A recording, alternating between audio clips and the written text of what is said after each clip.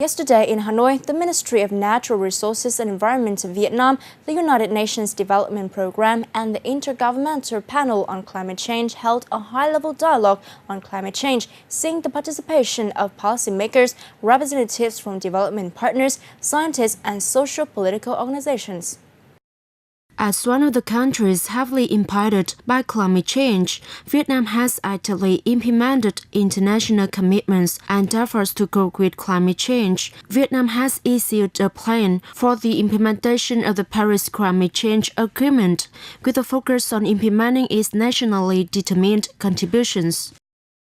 IPCC selects Vietnam to announce its report of global warming to 1.5 degrees Celsius is an important event, helping Vietnam understand more about climate change impacts to offer options for adaptation and mitigation. There is also a chance for Vietnam to exchange and coordinate with international partners to respond to climate change.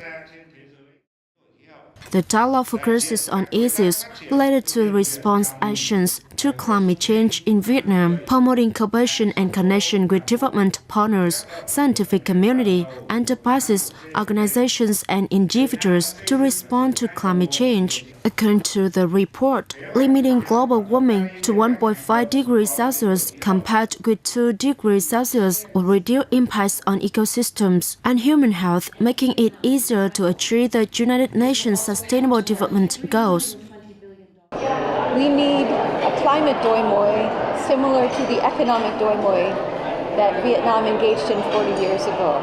It will require very intense engagement to bring about a reduction in greenhouse gas emissions and intense engagement to boost green jobs.